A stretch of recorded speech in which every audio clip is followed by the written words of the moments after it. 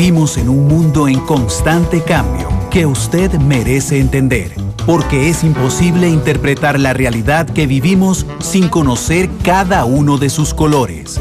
Porque muchos son los tonos de la actualidad. Presentamos Matices. Una producción de Noticias Monumental.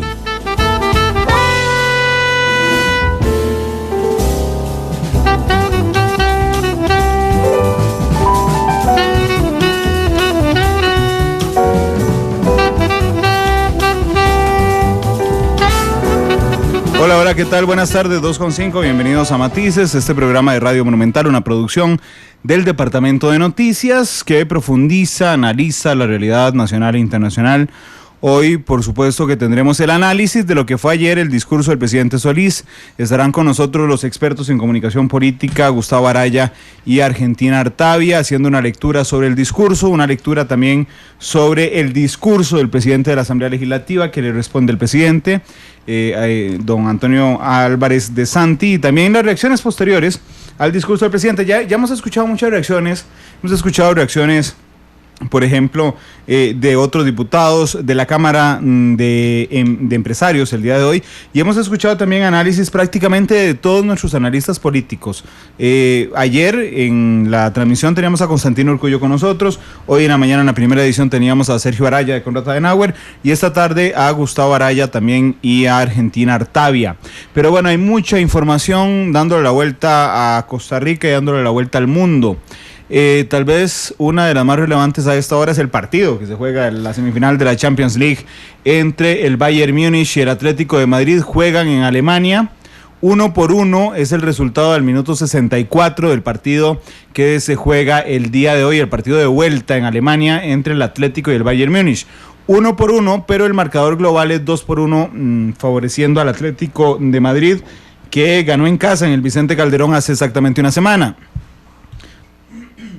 Ahora sí, después de que lo traiciona uno la garganta, contarles que mañana jugará también la otra semifinal de la Champions, que es el Real Madrid contra el Manchester City. Ese partido es en el Santiago Bernabéu, por supuesto con presencia de Keylor Navas, costarricense.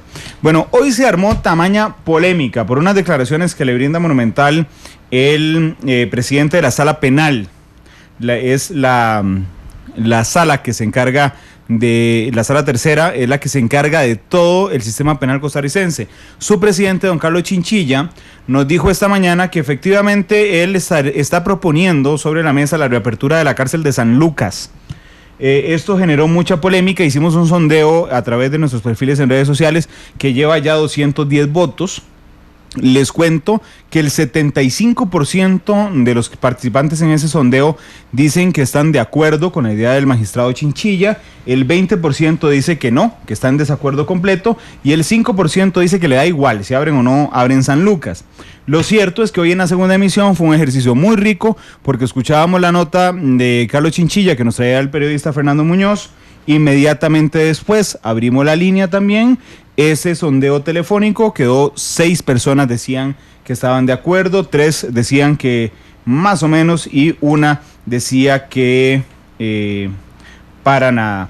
Y justo en eso llamó un diputado, don Marvin Atencio del Partido Acción Ciudadana, estaba escuchando Monumental y entonces dijo: quiero informarles que estoy de acuerdo con Chinchilla, que estoy buscando a ver si esto requiere una ley o requiere solo un cambio administrativo en el Ministerio de Justicia, y en caso de que requiera una ley me estaría comunicando con el magistrado para proponer entonces por proyecto de ley la reapertura de San Lucas. Así es que, bueno, eso es parte, dichosamente lo digo con mucho orgullo, del impacto político que tiene Monumental. Un diputado al aire llamó hoy para decir que adoptaba ese proyecto, que lo iba a presentar en caso de que fuera necesario, y por supuesto que es un tema muy polémico, las cárceles en el país.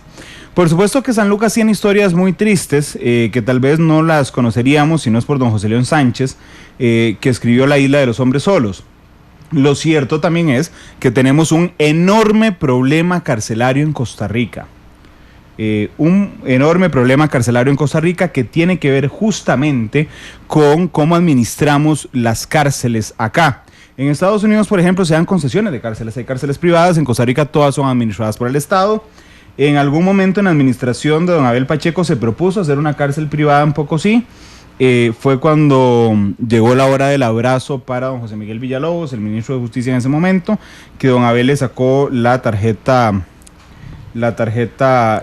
roja, sí. Sí, ¿qué tiempos aquellos, don Gustavo? Pero es interesante y aprovecho que ya está don Gustavo Araya con nosotros, hablando del tema del día. Ahorita entramos al tema del discurso. A mí me impresionó realmente que llamaron diputado al aire, pero... No. Bueno, gracias, Gustavo. Pero además lo que me impresiona es que un tema que empezó a ser polémico en la mañana, hoy está a punto de convertirse en una propuesta de proyecto de ley. ¿Qué tal? Bienvenido. Gracias, Randall. No, como siempre, un honor estar acá acompañándole a usted y a todas las personas que siguen, no solo Matices, sino que yo creo que ya se nos volvió, y me incluyo, una grata decisión política por este país, escuchar noticias a través de este medio. Por eso es que no me extraña, ¿verdad? Porque es casi que consulta obligatoria para saber no solamente los temas de la agenda nacional, un poco aquello sobre la tesis de la agenda setting, los medios, ¿verdad? No dicen qué pensar, pero sí sobre qué temas pensar, un poco, digamos, Monumental marcando la pauta en este sentido, en darle seguimiento a la agenda en aquellos temas que son prioritarios, pero también no puede escapar por la vertiginosidad con la que hoy funcionan las comunicaciones y con la velocidad que se tiene que hacer la toma de decisiones, que efectivamente un diputado esté escuchando la radio en ese momento, que nuevamente no me extrañaría que no lo haga solamente uno, sino varios otros diputados y varios otros miembros del Poder Judicial, así como de Gobierno. Los tres poderes yo creo que tienen en común que escuchan un Monumental en la mañana de 5:30 a 7. Ahí te van a decir el cuarto poder. No, yo diría que es una ventana de opinión pública muy importante, y sobre el tema me parece que estamos llamados a un poquito de reposo, ¿verdad? Porque hay muy buenas intenciones y hay mucha espontaneidad en efectivamente atender el tema carcelario, pero creo que efectivamente no pasa necesariamente por solo un tema de asunto de espacio. La política carcelaria en Costa Rica tiene que revisarse más allá. Acordémonos la crisis, entre comillas, que causó el proceso de apertura de los juicios rápidos, ¿no? que significaban los delitos en flagrancia, que prácticamente inundaron las cárceles de nuestro país, y que entonces hacían ver que efectivamente el tema carcelario estaba íntimamente relacionado con la política de justicia. Revisar la política de justicia, revisar el tema carcelario, incluso yo no sé si tanto efectivamente es un asunto solamente de hacinamiento, de espacio, de reos, sino también de las condiciones que ahí se habitan y cómo hacer para que efectivamente esto alcance. Yo no sé si es abriendo más cárceles, sinceramente, pero me parece que, bueno, en buena hora que la discusión está en la opinión pública, que efectivamente los señores diputados, al menos Dumarvin, está deseoso de ver cómo colabora, y en buena hora que el magistrado Chinchilla está poniendo, digamos, también el dedo sobre la llaga para llevar esto a un asunto más, digamos, a ese nivel de estudio más profundo. Sí, aquí es complicado. Yo normalmente soy muy relajado, pasivo para pensar en las decisiones que tomo en mi vida, y seguramente también en las que se toman en referencia al país, con el noticiero y con algunas otras cosas.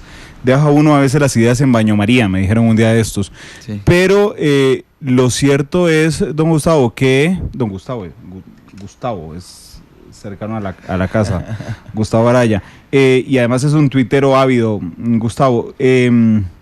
Que tienen que ver además, porque hoy estaba pensando en las decisiones que han tomado administraciones no costarricenses, sino de América Latina, al borde de la desesperación.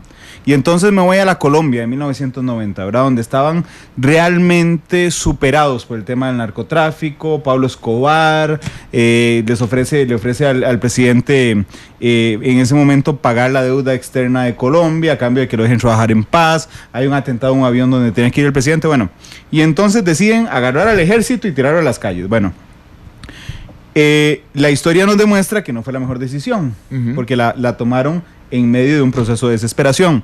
Después nos vamos a hace 5 años en México con el presidente Vicente Calderón, ¿verdad?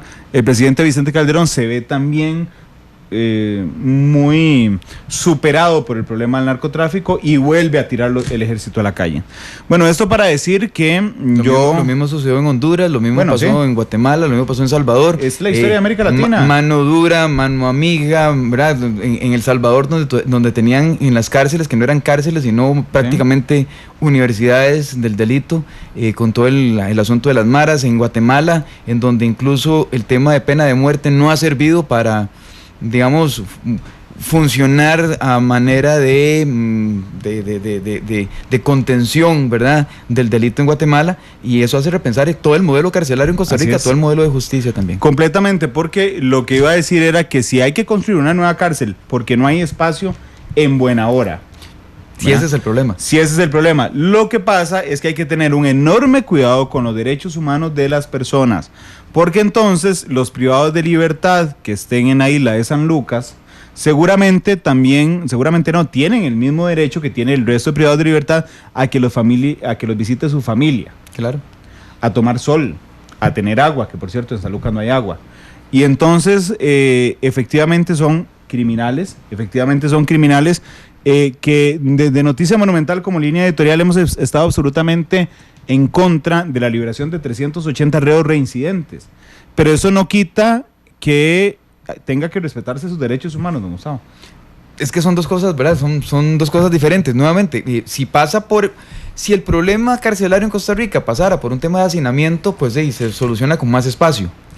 Pero el tema carcelario en Costa Rica, donde ha habido políticas, digamos, en este gobierno, en donde efectivamente donde se tamiza el tema de hacinamiento con base en la consideración o la reconsideración de la pena por el delito cometido, entonces lo que hay que revisar no es dejar salir reos, sino es efectivamente revisar la política carcelaria. Si las personas por qué delitos y cuánto tiempo van a permanecer ahí, cuál es el nivel de rotación de la población carcelaria, efectivamente cuáles son las condiciones en las que tiene que quedarse el solo hecho de la persona que vive, pero de la persona que visita. Así es. Un poco este gobierno, tratando de hacer ese tipo de ejercicio, invitó a los señores y señoras diputados, ¿se acuerdan? A la cárcel. Yo creo que algunos quedaron, no sé si don Marvin Atencio. Sí, bueno, él dijo que había ido a las cárceles, que había ido a la Reforma y algunas otras en San Sebastián. Pero bueno, entonces es un poco, digamos, conocer desde dentro la realidad carcelaria y efectivamente empezar a pensarla. Pero sí, creo que es una decisión que, si es el baño María la parte de la solución, yo creo que sí, hay que pensarlo muy bien, porque no se está jugando simplemente con reos más, reos menos fuera de la cárcel, no se está pensando con espacio más, espacio menos. Es un tema que efectivamente tiene que ver con la seguridad nacional. Dicen que estoy pensando mucho en el partido, porque dije el expresidente de México, Vicente Calderón, y es Felipe Calderón. Vicente Calderón es el estadio del Atlético de Madrid. Bueno, ni modo. Esa es la información nacional más importante de las últimas horas. Y señores, vamos a ver, hay gol del Bayern Múnich. Así es que 2-2 el marcador global. Seguramente de Xabi Alonso. Sí, no, mentira, de Lewandowski. Sí, seguramente nos iremos a tiempos extras, yo no estoy jugando, se irán a tiempos extras y después a penales. En el campo internacional, una información muy importante: hoy es el Día de la Libertad de Prensa, el Día Mundial de la Libertad de Prensa. A veces en Costa Rica le restamos, digamos, fondo a lo que significa esta frase, porque realmente vivimos en un país donde se respeta la libertad de prensa. Se respeta ampliamente, decirlo, la libertad de prensa, y donde las empresas de comunicación además son muy respetuosas de la libertad editorial de los periodistas. Hoy fue el informe de Reporteros Sin Fronteras. Reporteros Sin Fronteras coloca justamente a un montón de países reincidentes entre los peores lugares. Y adivinen ustedes cuáles son los peores lugares. El peor lugar en América Latina para ejercer la prensa sin libertades es Venezuela. Le sigue después de Venezuela Cuba. Así es que les voy a dar la lista de los que repiten. Son Arabia Saudita en primer lugar, increíble, Irán, Corea del Norte por supuesto, Burundi, Eritrea, Azerbaiyán, Venezuela, Rusia y China. Pero este año se sumaron Egipto, Tailandia y Turquía, donde un régimen muy fuerte, con mucha presión de ambos lados, tanto del lado terrorista desde ISIS como del lado europeo, está haciendo estragos allá en Turquía, está prácticamente musulmanizando un estado laico allá en Turquía. Entonces, bueno, el tema de la libertad de prensa es fundamental y hoy hay países muy cerca de nosotros. Venezuela, realmente es muy lamentable lo que pasa allá en Venezuela y lo que en algún momento ha ocurrido en otros países, lo que pasa en Cuba, donde efectivamente hay un sesgo, un cerco más bien muy fuerte frente a la prensa cubana. Estas son las informaciones más importantes del día de hoy, son las 2:20, vamos a ir a una pausa y regresamos ya con Gustavo Araya y con Argentina Artavia, que ya casi llega con nosotros aquí a la cabina para hablar del análisis, ahora sí, del discurso del presidente de la República, Luis Guillermo Solís, y de las reacciones que le prosiguieron ayer en Costa Rica. 2:21, vamos a la pausa, ya volvemos.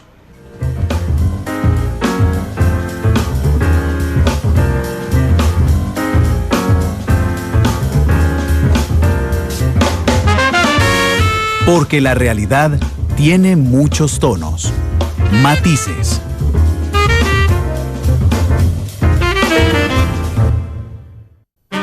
Porque la realidad tiene muchos tonos, matices.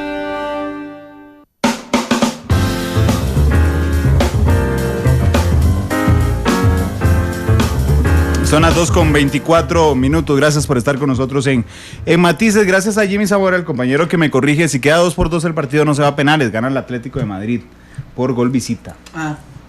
Gracias, Jimmy. Así es de bueno darle seguimiento a la Champions. Vamos a entrar de fondo entonces con el tema de hoy. Es el análisis, por supuesto, del discurso del presidente de la República, Luis Guillermo Solís. Ahorita hablaremos de las reacciones que generó el discurso, pero don Gustavo, sigo con el don Gustavo, es por una cuestión de respeto, gracias, para servirle. ¿Qué le pareció? ¿Qué te pareció, Gustavo, el discurso del presidente? Vamos a ver, dicen que esa es mi muletilla, vamos a ver. El hecho, el discurso presidencial me parece que es una pieza interesante. Vamos a ver, uno puede estar o no de acuerdo con el discurso presidencial y quiero dejarlo muy en claro. O sea, no voy a hablar por el fondo, voy a hablar por la forma en la que se construye el discurso. Todo discurso, todo texto dicen que tiene un pretexto, ¿verdad? Algo que le antecede y que efectivamente le justifica, y tiene también un contexto, que eso es aquello en donde está enmarcado.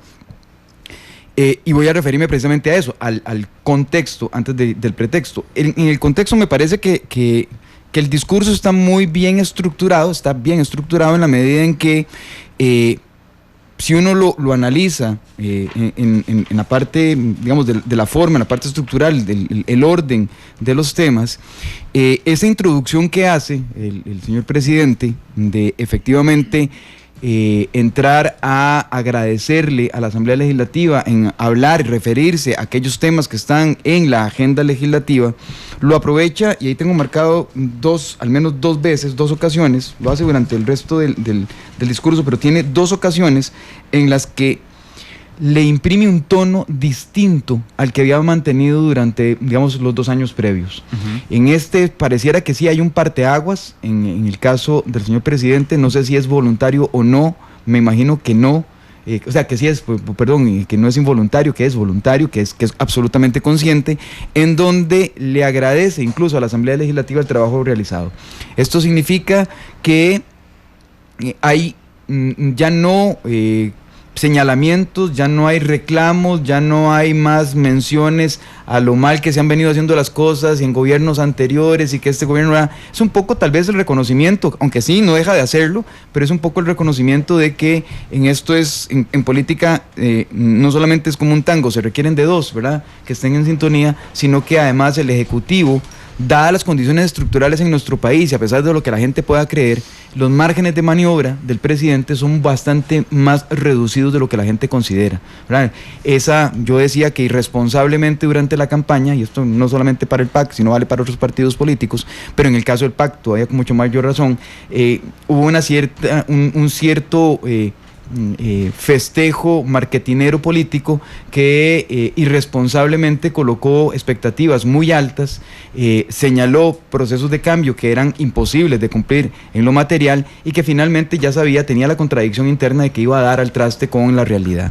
Entonces, en esa medida me parece que la introducción que hace el presidente me parece que le imprime al resto del discurso un tono distinto, un tono más conciliatorio, un tono más de comprensión y ser comprendido, querer ser comprendido para las señoras y señores diputados. Incluso hay menciones explícitas a don Antonio Álvarez de Santi, en donde no lo halaga, digamos así, desmedidamente, pero sí, digamos, le lanza una excitativa a la negociación, a la concertación, que me parece que es importante. Una segunda parte que está, sí, tal vez no como una recopilación de logros. Mencionabas ahora más un momento, Randall, a don Abel Pacheco. Estábamos mal acostumbrados a que los presidentes, no iba a decir las presidentas, sino la presidenta, en este caso porque buena doña Laura Chinchilla, nos hacían una especie de recopilación de logros, ¿verdad? Entonces eran unos listados, algunos de esos que pasaban como por logro de gobierno, aquello que pertenecía a la sinergia lógica institucional, ¿verdad? Nombramientos de maestros, declaración de títulos, etcétera, etcétera, terrenos, cosas que normalmente con o sin presidente, con o sin mandatario, con o sin mandataria, el Estado costarricense ya estructuralmente está constantemente ejerciendo, ¿verdad? No, ya ahí no es la buena mano, mala mano del presidente o buena mano, mala mano del gobierno. Pero me parece que en esta segunda oportunidad, específicamente sobre el tema de los logros, en este segundo gran espacio que dedica el presidente de la República, avanza o busca poner eso en dimensión, y ahora sí con el contexto, ya no solamente de un contexto de armonía que tiene que darse entre la Asamblea Legislativa y el gobierno, sino en un contexto de todo esto es posible y fue de esta manera, pero no va a seguir siendo posible en los próximos 2 años, al menos no como lo hemos realizado, y mucho menos a partir del 2018 sin cambios en el tema fiscal. Y a partir de ahí le mete el tema de lo fiscal, lo vuelve prácticamente uno de los temas medulares, tanto así que las señoras y señores diputados, después lo vemos, se refieren, ¿verdad?, casi que a ese tema en exclusivo. Y finalmente hace un cierre que me parece que el cierre está muy bien pensado. Nuevamente son discusiones que tienen que darse a la altura de, esperaría uno, de sí, un gobernante, o sea, no por primera vez, porque sería mentir, vamos, pero sí específicamente en el cierre me parece que don Guillermo Solís atina a marcar la cancha en donde efectivamente está colocado el Estado costarricense como un todo, en donde está el gobierno dentro de esa dinámica y cuáles serían las condiciones para que Costa Rica, digamos, pueda permitirse un desarrollo.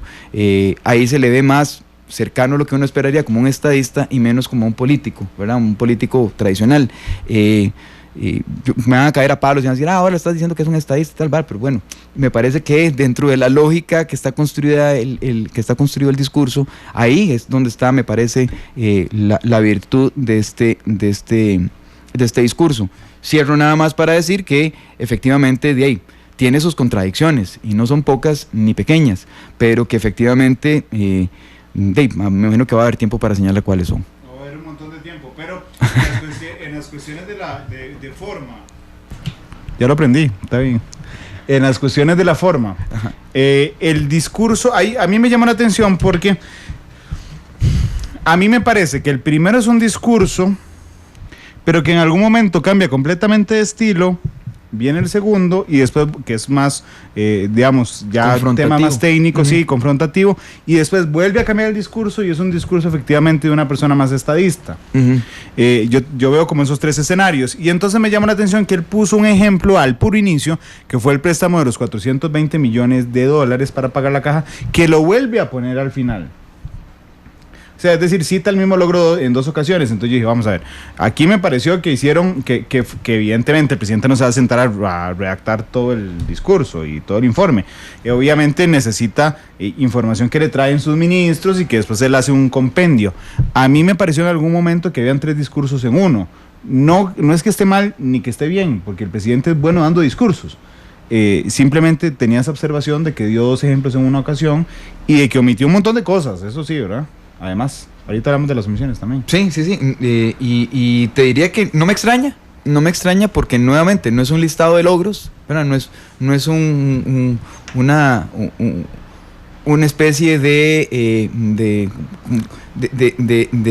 ¿cómo se llama esto? De debe y haber, ¿verdad? Sino que simplemente de ahí los enmarca dentro de grandes temáticas, lo tiene dentro de las consideraciones iniciales, como bien lo señalas, para lo que él considera que debe trabajar la Asamblea Legislativa y lo que le está pidiendo, y lo vuelve a señalar en tema de lo que él busca dejar en claro como la columna vertebral de la paz social de este país, que es la Caja Costarricense del Seguro Social. Lo cita 2 veces, sí, probablemente con esa intención, ¿verdad? De una, decirle, mira, aquí está, y ojalá sea posible, y por el otro lado, bueno, ténganlo en cuenta, porque además hay un fortalecimiento de la Caja que no debemos perder de vista.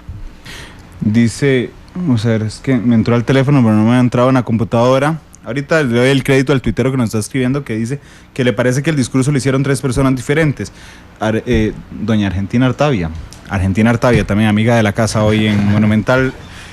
Bienvenida a Matices. Muchísimas gracias y mis disculpas por el retraso, pero es la primera vez que duró hora 35 minutos para recorrer del este de San José, del este de la capital aquí, a donde está Monumental. Nunca es mi intención llegar tarde, entonces hoy... Está una calle cerrada, es la de Limbo que da Barrio México. Sí, eso me di cuenta cuando estaba a 5 metros de llegar al cruce donde habían decidido cerrar. Pero bueno, eso también nos da pie para hablar de uno de los temas del informe del presidente, que es el tema de la infraestructura vial, pero ya lo resolveremos más adelante.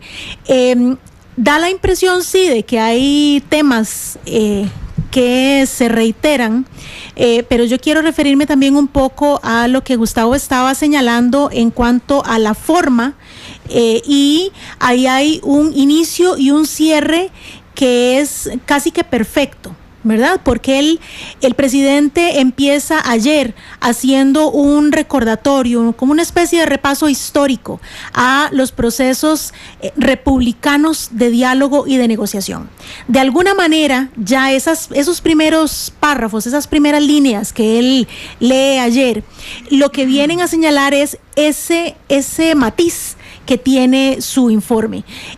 Abre la posibilidad a esos espacios tan necesarios en una democracia de intercambiar ideas y opiniones, también de la confrontación, pero sobre todo del llegar a acuerdos. Entonces, esos primeros momentos donde él establece que ha habido siempre en la historia de Costa Rica un pacto republicano, en donde lo más importante es no solamente la confrontación de ideas, sino en ponerse de acuerdo en los objetivos fundamentales para construir la república. Creo que de ahí entonces ya él estaba señalando los derroteros que iban a marcar el informe de anoche. Y cierra finalmente también con ese nuevo llamado, esa nueva convocatoria a lo que a mí me pareció particularmente importante. Son liderazgos. Hizo una convocatoria a liderazgos específicos. No solamente políticos, civiles o religiosos, también los académicos, y les instó, ¿verdad?, a los distintos sectores a aportar lo mejor de sus capacidades para poder aprovechar las oportunidades de crecimiento que tenía el país. Entonces, este inicio, ¿verdad?, convocando, reconociendo espacios, y el final, cuando habla de los liderazgos, de los distintos liderazgos, lo que hace es asumir, como bien lo señala durante el documento, durante su informe, que el presidente de la República no es el único responsable de realizar la obra de construir un país, que hay distintas responsabilidades, que hay distintos elementos que confluyen en la construcción de un país, que si bien es cierto, el presidente de la República es el liderazgo más importante, no es el único. Entonces creo yo que una de las llamadas de atención más fuertes que hizo el señor presidente ayer fue justamente ese, el llamar a la responsabilidad a los diputados y a las diputadas, en el sentido de decir, ok, en el tema fiscal, por ejemplo, presentamos los proyectos de ley, hay unos que tienen casi 2 años de estar en corriente legislativa y ustedes no lo han resuelto. Tanto es así que los señores diputados y señoras diputadas ayer, ese fue el reclamo más grande que hicieron. ¿Por qué nos viene a achacar ahora responsabilidades que nosotros no tenemos? Y cuidado, porque es el momento también, no solamente de ese reconocer aciertos y desaciertos en la gestión presidencial, sino también qué han hecho otros órganos y otros poderes del Estado en el tema de construir país. Sí, de hecho en este tema del diálogo Argentina me llama la atención porque inmediatamente después de que termina el presidente viene Antonio Álvarez de Santi a responderle el discurso. Hace muchos años no había un intercambio de discursos, es decir, en los 2 últimos años de doña Laura eran presidentes afines a su agrupación. El primer año de don Luis Guillermo fue don Henry Mora. El segundo año fue don Rafael Ortiz, que es de oposición ciertamente, pero era un hombre que llegó, hoy sí la tiene, pero era un hombre que llegó sin experiencia, digamos, y entonces fue muy conciliador, como es él en el discurso. Pero Antonio Álvarez, después de que lo felicita por algunos logros, y es a mí la queja, digamos, que más me llama la atención, le dice, bueno, pero es que en el diálogo ustedes no han fortalecido los puentes de diálogo. Es uno de los reproches que se le hace al presidente Solís, que lo que va a ir y pide es más diálogo, justamente, Argentina. Lo que hace falta es también reestructurar una nueva forma de acercarse entre poderes. Recordemos que al inicio de la gestión presidencial el principal reclamo es que no había un operador político en Casa Presidencial que pudiera no solamente coordinar temas de agenda legislativa, sino que tampoco había un canal de comunicación entre el legislativo y el ejecutivo. Hoy con don Sergio Alfaro como ministro de la Presidencia, los reclamos continúan, ¿verdad? Sí. Continúan porque de alguna manera no se ha logrado no establecer los canales de comunicación, porque eso no lo han vuelto a reclamar, ¿verdad? Ese es un tema saldado, digamos. Hay Mora. Sí, hay una comunicación fluida, digamos, entre Casa Presidencial y la Asamblea Legislativa. El tema es que no han logrado ponerse de acuerdo en puntos de agenda. Y eso creo que quedó bastante claro de cuál va a ser el futuro de ese nuevo momento de negociación ejecutivo-legislativo con la conformación del directorio el domingo pasado. Hay una agenda legislativa que ha quedado subyugada a los compromisos de carácter político por alcanzar puestos en el directorio legislativo. ¿Que tienen que ver con puntos de agenda? Sí. ¿Con temas de agenda que les interesa a algunos partidos? Sí, pero sobre todo por tener el control del directorio para poder dejar pasar o no pasar algunos de esos temas que son de interés del Ejecutivo. Entonces, está claro que el nuevo presidente de la Asamblea Legislativa, del directorio de la Asamblea Legislativa, don Antonio Álvarez, puede tener una posición políticamente correcta de abrirle los espacios al presidente diciendo que tiene toda la buena voluntad de dialogar, de encontrar esos puntos de acuerdo. Pero lo cierto del caso es que él llega a ocupar la presidencia de la Asamblea Legislativa, del directorio de la Asamblea Legislativa, con una agenda o con una cancha ya marcada. Y muchas de esas marcas que están en esa cancha implican confrontación con el Poder Ejecutivo porque no van a lograr acuerdos claros en el tema fiscal, por ejemplo. Entonces eso ya de antemano nos pone a los que observamos esa dinámica entre el Poder Ejecutivo y el Poder Legislativo una dinámica distinta a la que ayer muy diplomáticamente y muy correctamente el presidente del directorio legislativo le hizo saber al presidente de la República. Entonces es complejo, sí, porque no hay demasiadas opciones de acuerdo con esa agenda que está, digámoslo así, secuestrada, ¿verdad?, por algunos de los grupos políticos que tienen sus agendas muy claras y que va a ser complejo y va a tener que utilizar no solo el presidente sino sus ministros estrategias bastante creativas para lograr encontrar esos puntos de acuerdo. Pero sí, Gustavo. Nada más antes de meternos al fondo que Argentina, Tinita, está señalando. Quisiera terminar de poner en contexto el texto. Vamos a ver, el asunto es que recordemos la campaña del PAC.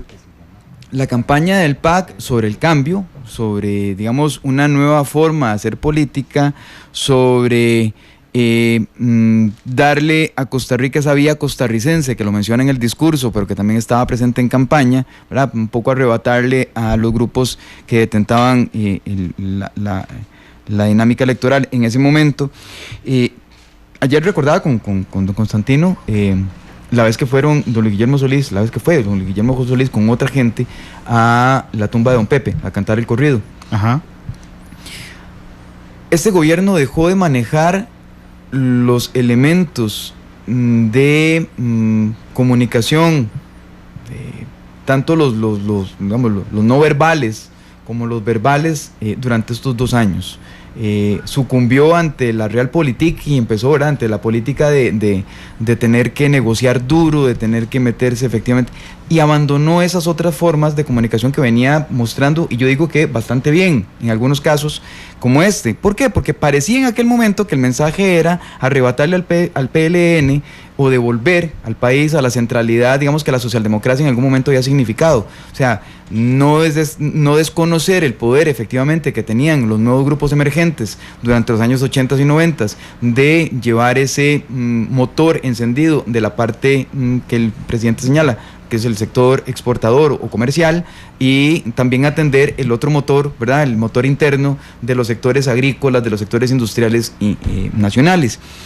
Pero sin embargo se quedó en la cantada, ¿verdad? Le decía yo a Tino ayer que efectivamente ya no pasó más. O sea, el Partido Acción Ciudadana prácticamente como que renunció a esa dinámica, no solamente desde el punto de vista simbólico, sino también desde el punto de vista de la práctica, y cayó en las prácticas tal como venía criticando hacía muchísimos años. Entonces tenemos a don Henry Mora convirtiéndose en la faja de transmisión de Casa Presidencial, en donde prácticamente se le dice: apruebe el presupuesto, no importa qué, y así lo hace, ¿verdad? Cuando se tiene que dar información, no da la información, entonces renegando de la transparencia que habían señalado durante campaña y durante los primeros días de gobierno, y así nos tenemos un PAC completamente diferente a lo que efectivamente se esperaba. Entonces me parece que en el discurso,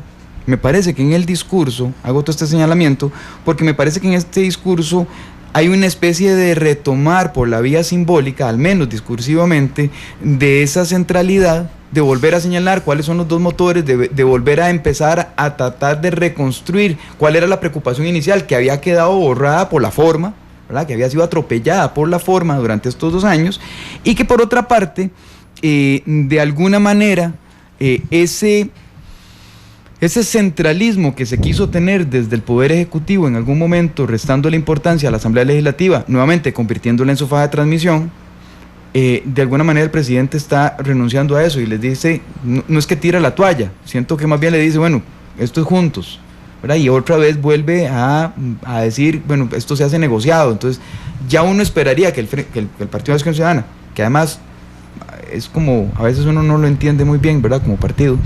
Es una fracción. Es una fracción fraccionada, así ¿verdad? No tiene mejor nombre, sí, justamente es el grupo de diputados.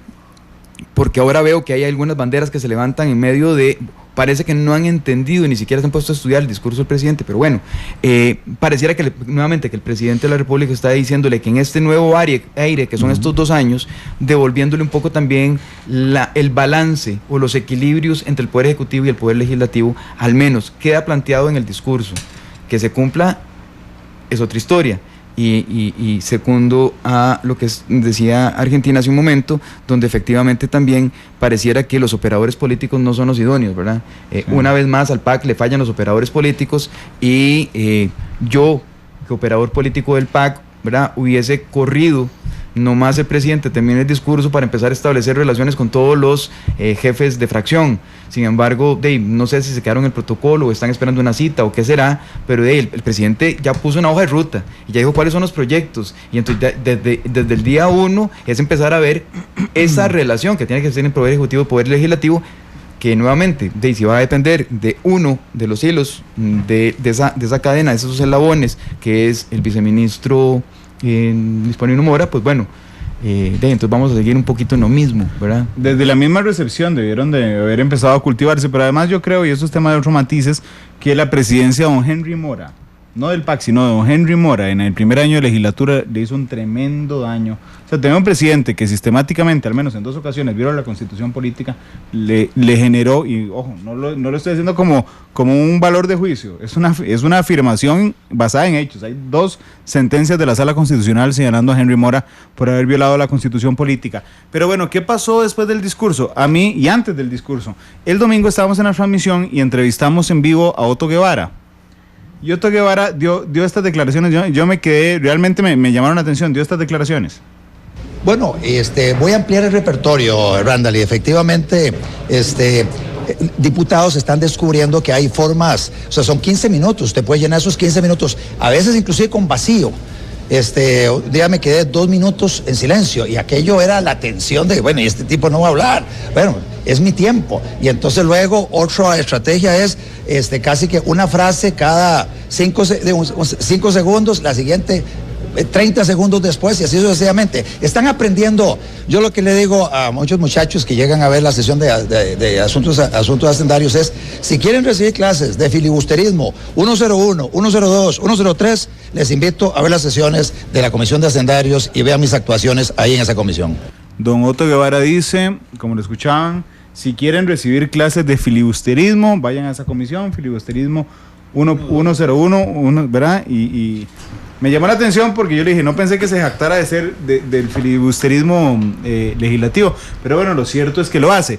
Pero entonces hoy en la mañana, intentando, para hacer esta nota, intentando ver con quién le pedíamos el fairness, quién del balance, quién de la fracción del PAC podría darnos el balance, entonces hablamos con un operador político del PAC. Don Víctor Morales Zapata le respondió así a don Otto Guevara y ojo la profundidad de lo que dice don Víctor. Vamos a escucharlo. Creo que para entender la realidad legislativa hay que entender que las decisiones en su mayoría están bastante marcadas por cálculos electorales o cálculos de proyección de imagen. La realidad legislativa es que hay conversaciones que aseguran que un tema tan sensible como el tema fiscal encontramos en algunos casos, y yo doy fe de ello, en donde se nos asegura que el impuesto se va a aprobar, pero que primero debe darse un margen para poder, en efecto, tener un discurso que sea correspondiente con la oferta de campaña de determinado partido o de determinado diputado. Entonces hay que reconocer que efectivamente hacer ese tipo, digamos, de manejo, pues puede ponernos a jugar en el filo de la irresponsabilidad, ¿verdad? Porque es un poco, al final voy a votar, pero déjenme primero tomar micrófono, hacerle ver a mi electorado que estoy cumpliendo y por ello tener, digamos, un capital electoral para poderlo mantener para la próxima campaña. En realidad eso es un poco lo que se vive en el Parlamento. Ojo la profundidad de lo que dice don Víctor. Dice entonces, intento ahí matizarlo un poco, pero dice que hay diputados que le pidieron tiempo a la Casa Presidencial o al PAC, que le dijeron, no se preocupen, vamos a aprobarle los impuestos, pero denos un espacio para tomar micrófono, responderle a nuestras bases y electorado y decir que estamos en contra, pero después les damos el voto. Eso, así le respondió don Víctor Morales Zapata hoy a don Otto Guevara. Filibusterismo, manejos electorales, dobles discursos. Todo eso está presente en la Asamblea Legislativa, indudablemente. Cuando hace unos momentos yo hablaba del tema de las agendas partidarias, bueno, mucho tiene que ver no solamente con esas agendas, sino también con el perfil de esas personas que están llevando adelante sus intereses, no importa qué. Por eso es que la llamada de atención del señor presidente ayer caló tan profundo en algunos, porque les está recordando cuál es su compromiso, cuál es su responsabilidad más allá de los intereses partidarios. Puede sonar muy soñador, muy iluso, inclusive, pero el tema aquí es que por demasiado tiempo se ha dejado de lado cuáles son los objetivos y los intereses de la patria, ¿verdad? Aunque suene a discurso cansado, cliché y todo lo que ustedes quieran, pero se han dejado de lado. La realidad es esa. O sea, si hace 15 o 20 años se viene hablando de que es necesaria una reforma fiscal, de que es evidente de que la buena, entre comillas, situación económica y social de este país no va a durar por mucho más tiempo, porque además de las condiciones internas, tenemos que hablar de factores externos que también presionan a la economía nacional. O sea, si todos esos, ¿verdad? Todas esas lumbreras que están en Zapote o en Cuesta de Moras saben lo que hay que hacer y no lo hacen, entonces yo pongo en tela de duda cuál es de verdad su verdadero amor por la patria o sus verdaderas intenciones cuando dicen que están trabajando por el país. Aquí lo que priva es una agenda partidaria, intereses económicos que están detrás de algunos, intenciones también que están muy lejos de solucionar un tema que a todos nos afecta. Ahora, hace unas horas venía escuchando a alguien diciendo, es que a la gente no se le ha explicado que es que estas cosas lo pueden afectar, que es que tienen que sentir en la piel el daño que puede provocar si no se aprueba la reforma fiscal. No, es que yo no creo que haga falta que la gente lo sienta en la piel. Creo que eso es lo que se debe evitar, el que le llegue a afectar a la persona a ese nivel. O sea, no puede ser posible que haya irresponsabilidad parlamentaria, política o ciudadana al punto de que ni siquiera se pueda debatir responsablemente un tema como estos. ¿Por qué el presidente tiene que hablar como habló ayer, recordándole a las distintas fracciones legislativas cuál es su responsabilidad en la aprobación de los distintos proyectos de ley?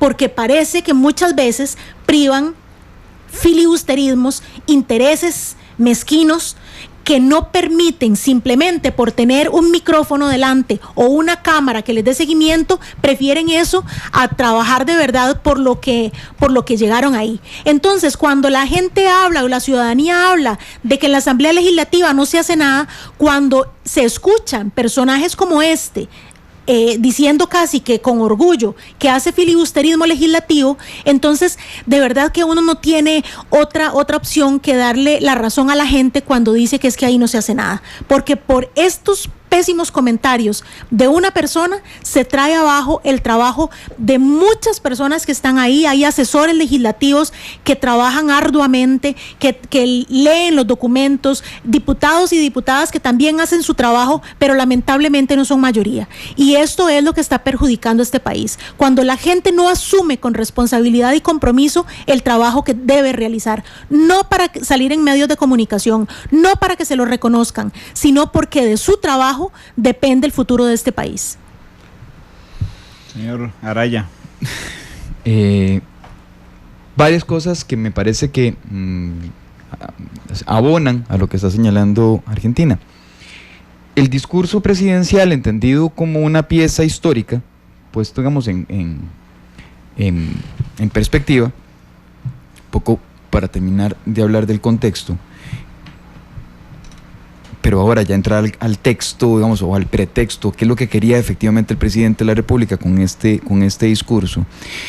Ponen en evidencia el desgaste de gobierno, que llega al cenit. De aquí en adelante va de bajada. De bajada, número 1. 2, el poco o limitado o ningún margen de maniobra que le queda al gobierno. Dice un amigo que el gobierno lo que le queda ya es a puro pulmón. Efectivamente, digamos, mucho del pulso político, mucho del músculo político que necesitaba, lo drenó en la Asamblea Legislativa, como bien lo señalabas, con el mismo diputado Henry Mora, que es, digamos, víctima o victimario, pero digamos, es una de las lesiones como operador político que tuvo este gobierno. Don Melvin Jiménez es el otro, sí, ¿verdad? Pero en efecto, digamos, el poco o limitado margen de maniobra que le queda al gobierno, y por eso cederle un poco el espacio a la Asamblea Legislativa. Perdón, Gustavo, también, es que justamente el propio presidente reconoce que la curva de aprendizaje fue durísima, ¿verdad? Que ese proceso fue demasiado complejo y les dificultó el arranque. Voy a terciarlos, pero tampoco el presidente no acepta que se equivocó cuando dijo que podía vivir 2 años sin discutir el tema de los impuestos. Yo creo que estratégicamente... Exacto.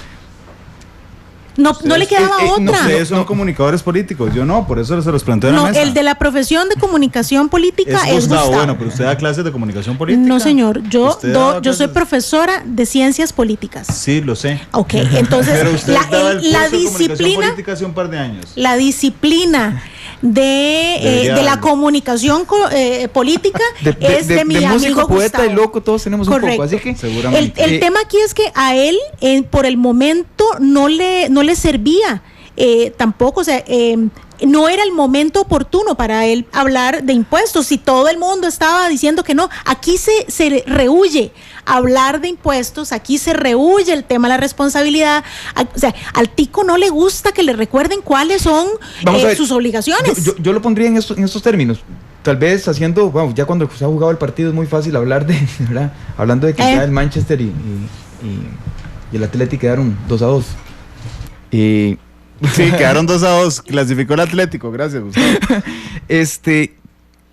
Si llegamos a el cenit de gobierno y efectivamente lo que uno ve es que el presidente está diciendo en su discurso que la no aprobación de estas leyes fiscales van a impactar principalmente al gobierno venidero más que al gobierno propio, me parece que está poniendo en perspectiva un poco, digamos, la justificante, ¿verdad?, que estaba de fondo a la hora de trabajar con los impuestos precisamente a partir del segundo año. O sea, esto tiene que ser un problema. Hizo la matemática fiscal y dijo, bueno, a mí me alcanzan los 4 años. Entonces, ¿qué tal si los pongo contra la pared y les digo, bueno, señores, hasta aquí llego yo y aquí en adelante le toca a ustedes y se tiene que poner a trabajar sobre una discusión que tiene que ser una discusión país? Que además lo dice ayer, perdón, Gustavo, él lo dice en su informe, o sea, puede ser que este gobierno termine y la situación quede más o menos, pero es que ¿qué pasa con el que viene? Por eso es que la discusión tiene que darse ya, y sí, yo creo que fue también un error de cálculo, puede ser, de cálculo político, creer que podía pasar 2 años y que en los 2 restantes le iba a alcanzar para que se diera el debate, la discusión y aprobación de proyectos. Pero esta Asamblea Legislativa, no contaba, ¿verdad?, con la conformación de esta Asamblea Legislativa, que no iba a ser tampoco muy afín a un debate de esa naturaleza. Si el presidente lo dijo entre las elecciones de primera ronda, o sea, cuando ya sabía cómo había quedado la Asamblea, volvió a insistir en el tema de los impuestos.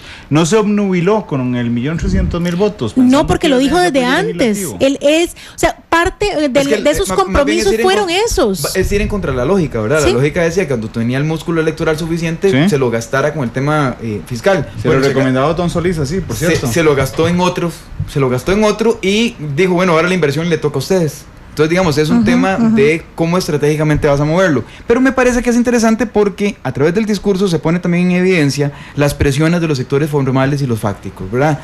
Cómo efectivamente, creo que sería por primera vez alguien que dice, aquí hay presión de sectores. Lo que pasa es que no lo va a decir todavía porque le quedan 2 años. Probablemente lo diga después en el 3er o 4er año, de cuáles son esas presiones de sectores formales y fácticos. Pero también, y aquí me parece que hace dupla con don Antonio Álvarez de Santi, en señalar el nivel o la altura que debe tener la discusión del tema fiscal en este momento.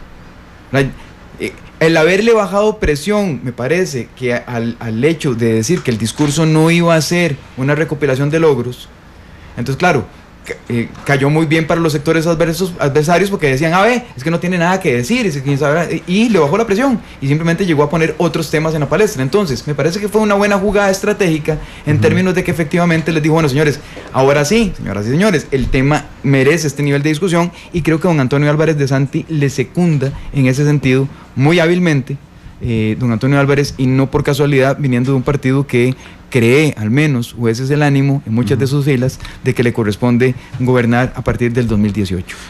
Se me acaba de prender el detector de malicia indígena, pero no, les voy a preguntar como cuando si volvamos. lo tuvieras apagado. Con la ironía, a la par. Voy a preguntarles cuando volvamos de la pausa, porque necesito que se pongan de acuerdo en este corte comercial para ver cuál es la canción con la que vamos a cerrar hoy Matices. Entonces vamos a la pausa, regresamos y les hago la pregunta esa con malicia indígena. 3-1, vamos a la pausa, ya volvemos.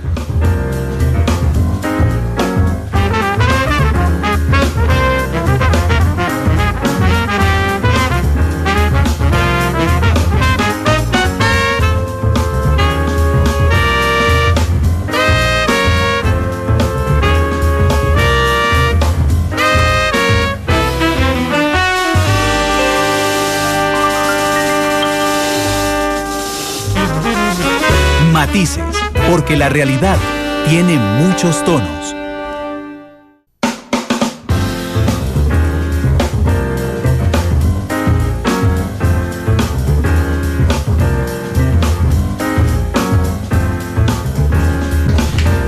Con 4, ya pidieron la canción, Gustavo y Argentina Artavia, que nos acompañan esta tarde. La pregunta cargada de malicia indígena, en realidad no es la pregunta, es la hipótesis sobre la que me baso para hacer la pregunta. Hasta hace un par de semanas, el interlocutor del presidente Solís para hablar con la oposición sobre temas fiscales se llamaba José María Figueres Olsen. Era el presidente de Liberación Nacional. Yo no creo que el sábado por la noche el PAC pensara que tenía más de 26 votos. Sabía que el techo era 21 y el techo siempre fue 21. Uh-huh. Ok, pero mediante el triunfo de Antonio Álvarez y ejerciendo una presión para que se llevara hasta tercera ronda 2 puestos del directorio, porque no fueron todos, si ustedes lo notan, no son todos, son solo el presidente y el secretario. Sí, y el secretario, exactamente. De un momento a otro desaparecen del mapa José María Figueres Olsen como interlocutor en tema de impuestos y aparece Antonio Álvarez de Santi como interlocutor. Un diputado me dijo, no voy a decir cuál fue porque no me dio la autorización, fue una conversación off, me dijo, José María no la vio ni pasar. No sé si don José María la vio pasar o no. Pero ¿qué les parece?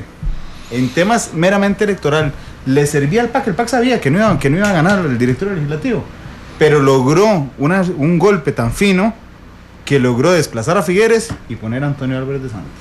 Sí, yo siempre dije que en el PAC, o al menos el día del 1 de mayo, el PAC estaba jugándose un diputado en especial dentro del PAC. Me parece que es lo suficientemente hábil políticamente, aunque sus formas a veces no gusten, pero eso es cuestión de estética política. ¿Cuál? Víctor Morales Zapata. Correcto. Estaba jugando al menos 2 o 3 escenarios y creo que una de las ecuaciones políticas le resultó. La vio media dibujada, no sé si fue el artífice final, no digo que sea el gran ideólogo de lo que resultó en el directorio político. Creo que Liberación Nacional puso también a gente de mucho colmillo, como el propio don Antonio Álvarez de Santi, a ver la oportunidad. Pues, a don Antonio Álvarez de Santi le ponen una bola en el área chica y, ¿verdad?, y sabe lo que tiene que hacer. Keylor Navas la ve pasar. Sí, ¿verdad? Es una persona dotada de altas capacidades políticas, igual que don Rolando González y demás. Creo que ahí hubo, digamos, ese tejimaneje de manera tal que efectivamente le quitara presión al propio Partido de Liberación Nacional. Yo no sé si a José María Figueres, pero sí quitarlo, digamos, de la discusión parlamentaria, allanar un poco el campo, dejar por fuera la discusión electoral para otro momento, asumir la fracción, digamos, liberarse, hacerse una especie de exorcismo de esas fuerzas que estaban desde fuera, tratando de tener presión, y que finalmente dan como resultado, digamos, la elección del directorio, que además le permite cobrar una relevancia diferente a don Antonio, ¿verdad? Y alzarse, digamos, para poder reconstituirse a sí mismo. No estoy diciendo que quiera hacerse candidato a la presidencia de la República. Yo tampoco. Mucho menos, ¿verdad? Pero sí creo que ese ganar es a costa de, pues, podría perder, ¿verdad? Pero efectivamente ganó un espacio en el Partido de Liberación Nacional que probablemente no lo había logrado hasta el momento. A veces uno no solo gana ganando, gana debilitando al enemigo. Claro. Es que yo creo que mencionar entre lo que sucedió viernes y sábado a don José María Figueres es darle más importancia de la que merece en ese proceso. Cuando hace un rato estábamos hablando de que había una fracción fraccionada, me parece que lo sucedido viernes y sábado demostró o puso en evidencia que hay otro partido que también está muy fraccionado, producto sobre todo de la manera en la que algunos de sus integrantes llegaron a ocupar una curul y que todavía le deben cariño, respeto y algún tipo de lealtad a alguien que ya no está en el Partido de Liberación Nacional. Estamos claros de que es el resultado de lo que está preguntando Randall, vamos a ver, resultado de lo que Randall ve. Exacto. Los 2 partidos ganadores de esta ronda a pesar de lo que puedan decir, fueron Liberación Nacional y el PAC. La Unidad Social Cristiana puso muy en evidencia sus intereses de carácter electoral. Ajá. Y cómo votar en blanco en una tercera ronda no fue para nada casual ni para nada inocente. No, por supuesto, ¿verdad? que no. Y pero sus intenciones electorales, precisamente por eso es que Liberación no Nacional hay. se puede gastar su capital político en este tercer año cuidando el preelectoral. Así es. De que el Frente Amplio, yo creo que estaban viéndolo desde la barrera, ¿verdad? Y el Movimiento Libertario, de Don Otto, pensando en filibusterismo 1, 2 y 3, probablemente no le llegó a ese nivel de negociación. Pero está en el directorio, tienen un puesto en el directorio. Aquí el tema es que, dos puestos en el directorio. El tema aquí es que dentro de Liberación Nacional se produjo una fricción lo bastante fuerte, ¿verdad? Una remesón lo bastante fuerte como para impedir que una de las primeras opciones de ese operador político en el Partido Acción Ciudadana no le funcionara, ¿verdad? Al cambiar de ficha. Pero con nombres propios. Con nombres propios. Juan Luis Jiménez Zúcar era en Liberación Nacional, tenía, exactamente, esa era la ficha con la que se tenía la certeza de tener un acuerdo, una negociación, sobre todo sobre temas importantes. ¿Afín a quién? ¿Afín a quién? Bueno, a una parte del PAC. A una parte del PAC, correcto. Que está interesada también en otras agendas como la economía social solidaria. Sí, pero que, exacto, pero que entonces en esa agenda y en esos acuerdos no figura José María Figueres.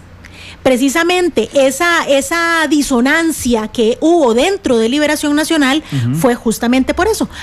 Había dos figuras que se estaban peleando la posición de privilegio para presidir el Congreso y no lo lograron. De hecho, yo no dudaría que de ahí mismo saliera mucha de la información que ese sábado en la mañana salió publicada en algunos medios, ¿verdad? Y que definitivamente hizo que don Juan Luis declinara sus aspiraciones. Y ahí surge la figura de una persona que, como ya lo mencionó Gustavo, de político, diplomático, y que ese sí cuida las formas, sí cuida además el discurso que da. Si hay algo que reconocerle a Antonio Álvarez de Santi es que es un político en el buen sentido del término, ¿verdad? Es alguien que sabe sentarse a dialogar, es alguien que sabe también escuchar a su oponente y que podría eventualmente, si lo considera oportuno, buscar acuerdos siempre y cuando sea eso parte de esa agenda política que también trabaja. Y deja, perdón, nada más para marcarlo dentro de la dinámica que preguntaba Randall. Don Juan Luis Jiménez Zúcar fue el que le dijo 2 veces no a don José María Figueres, de que el directorio no debía estar en manos de Liberación Nacional. Antonio Álvarez no. Y queda como resultante precisamente de ese candidato de consenso que puede llevar equilibrios a la propia fracción del Partido de Liberación Nacional. Que lo haga es otra historia, que la fracción, digamos, tenga cierto comportamiento durante este tercer año es otra historia, igual que la fracción del PAC, ¿verdad? Tendría mayores ventajas relativas en este momento. El asunto es si la sabe aprovechar. Decirle no a los impuestos es una tesis muy popular. Sí, claro. Extremadamente popular. Entonces, cuando usted tiene a dos... Ok, yo me niego a pensar en la tesis de Argentina de que la Asamblea Legislativa, porque dijo, no tenía nada que ver Figueres con la Asamblea. Ciertamente en el proceso de esta semana, pero todo está conectado en el sentido de, ya estamos prácticamente, siento yo, eso es mi percepción, en un periodo preelectoral clarísimo. Entonces, abro paréntesis, sí. ¿Qué sucede si este año legislativo le resulta a Antonio Álvarez de Santi el año de su vida? Le resulta espacios para negociar, para poder demostrar su capacidad de liderazgo, para poder demostrarle al país o a sus mismos adversarios y además a sus copartidarios que tiene con qué. El escenario político cambia. Así es, cambia, pero... Y él puede decir que no le interesa y que su carrera política va a terminar en el 2018. Bueno, de ahí, solo los ríos no se devuelven. Bueno, hay algunos que también ya se han devuelto, ¿verdad? A lo largo de la historia, pero... Y otros que se devuelven y vuelven, se devuelven sí, y vuelven. hay otros que esperan. Hay otros también que esperan que Dios les hable. Piscinas, sí, el tema es que, ¿qué sucede si eso... O sea, eso va abonando. Claro, esa es una hipótesis de trabajo, pero efectivamente, Claro, efectivamente la Asamblea Legislativa, en la fracción de, vamos a ver, en todas las fracciones, pero especialmente en la fracción del Partido Liberación Nacional, están definiciones no solamente de carácter programático, sino también están relaciones de poder interno del Partido Liberación Nacional, sino que también se está jugando la dimensión electoral desde hace días. Claro, pero al presidente Solís, ¿qué le interesa? La reforma fiscal. Así es. Correcto. Eso es lo que le interesa al presidente. Entre otras cosas. Sí, entre otras cosas. Pero digamos, la preocupación más importante, no las elecciones del 2018. No. Don Luis Guillermo. Okay. ¿Qué le interesa a Liberación Nacional? Las dos. Las dos. Tal vez en la misma importancia. ¿Qué le interesa al PUSC?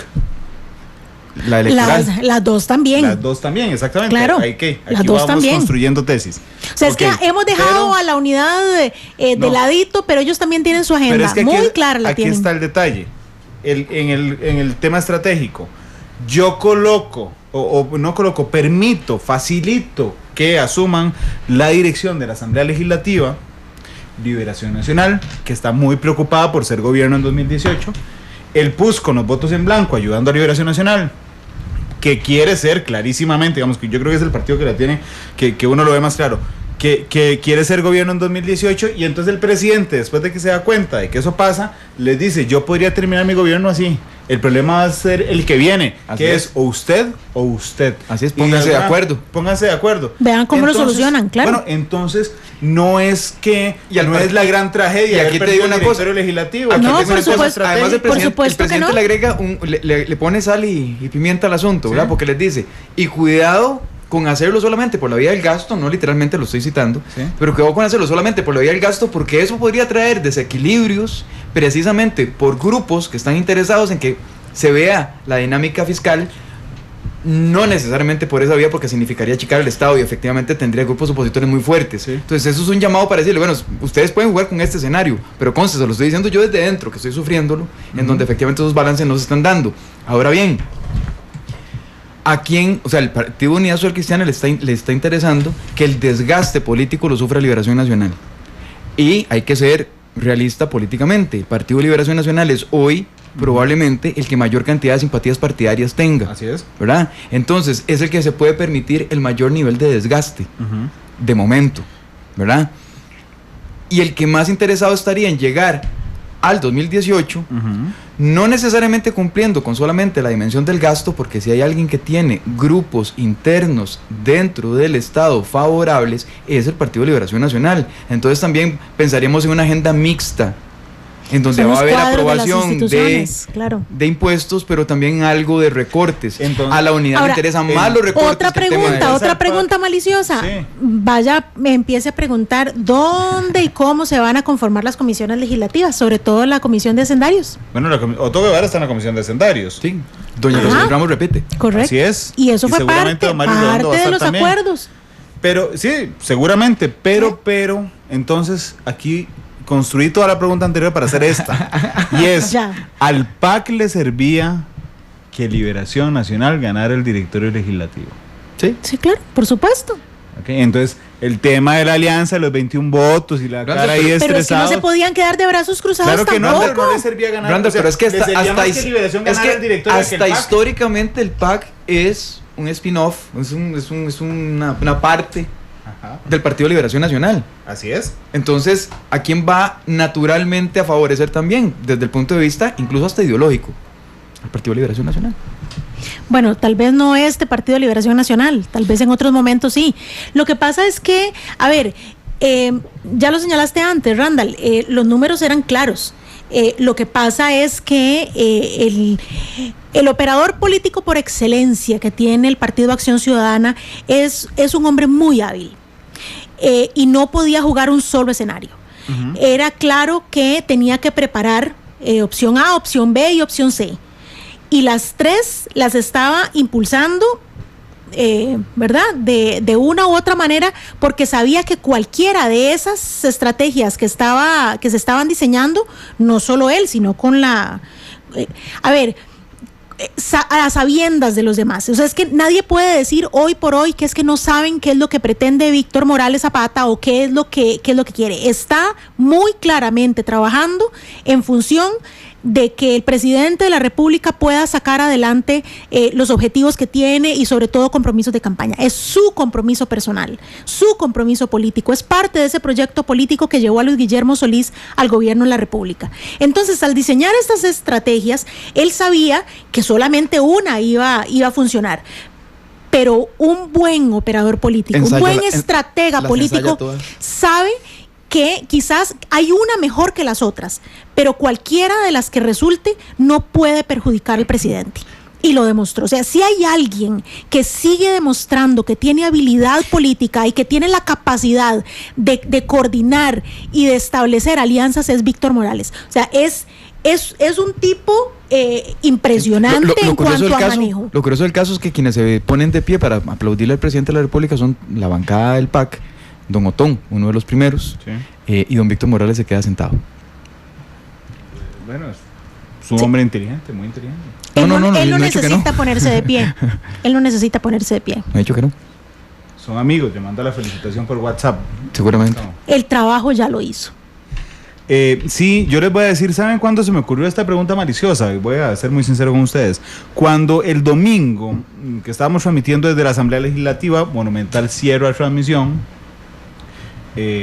ya nuestros compañeros se empiezan a levantar los chunches, ¿verdad? Y entonces uno, después de tantas horas de transmisión, necesita como pegarse una caminadilla, ¿verdad? Entonces yo me fui a caminar ahí en los alrededores del plenario y vi a lo largo a don Víctor Morales Zapata en un receso, pero lo vi con una cara de paz y satisfacción. Y entonces yo dije, algo aquí no me calza, porque la lectura más básica que uno hace es el gran perdedor es el PAC en el directorio. No. Sí, creo que es el mejor escenario para el Partido de Acción Ciudadana. Claro. Sí, fue carambola de dos bandas. Fue carambola de dos bandas. Y para el PUSC no se comprometió. Sí, ¿no? En blanco. No, digo, se comprometió al interno de la Asamblea, pero en su discurso externo hacia su electorado, sí, no votó por... En esos discursos que estaba señalando don Víctor Morales, en las declaraciones que nos dejaste escuchar hace algunos momentos, justamente porque necesitan responder a un electorado, porque necesitan mantener un discurso, y eso es lo que les conviene. O sea, votar en blanco en la tercera elección, en la tercera votación, era también ese cumplir con un acuerdo, con un pacto, para que Antonio llegara a la presidencia del directorio, y bueno, que algunos de los proyectos que al gobierno le interesa puedan ir avanzando. El mismo Antonio lo dijo a las 3 de la tarde, aunque después trató de recomponer como a las 5, ¿verdad? Un par de horas después, diciendo que le iban a dar vía rápida a algunos proyectos y después dijo que no, que es que, ¿verdad? Sí. Se dijo y se desdijo un poco, pero está claro que hay una agenda, está claro también que hay un operador político que se la sabe, que sabe mucho de estrategia, y que ahí sí pareciera que, a pesar de que él no anda por debajo ni en las sombras, sino que lo hace todo muy a la luz, muchos aún así no lo ven pasar. Me dijo don Víctor Morales Zapata que lo peor del 1 de mayo es que no podía oír Monumental. No podía tener y eso es cierto, me lo dijo caminando en la Asamblea Legislativa. Gracias, Argentina. Con muchísimo gusto, un placer como siempre. Gracias, señor Araya. Con todo gusto, señor Rivera. Un placer estar como siempre con ustedes. Es mío. Dice Mula de Carga en Twitter, estas teorías y análisis de ajedrez político me encantan. 3:22, bueno. La canción que escogieron nuestros analistas hoy. No, antes de eso, mañana a las 2 de la tarde, Matices, el ministro de Obras Públicas y Transportes, estará con nosotros aquí en Matices. Va a ser interesante, créanme. Nada más queda un elemento, Randall, y es que sigue siendo el presidente de la República, sigue siendo el mayor, el mejor capital político que tienen comunicativamente este gobierno. Un poquito para que los estrategas de comunicación empiecen a verlo, ¿verdad? Porque efectivamente hoy el discurso fue una pieza importante. Sí. Y bueno, ha tenido repercusiones que yo creo que son de considerar. Sin duda alguna, el hecho de que todos los medios de comunicación, recordemos cada vez que se cumple un aniversario de la presidencia, si me equivoco, corríjanme, si me pierdo, búsquenme, significa que fue un buen discurso, porque yo no me acuerdo de los otros discursos,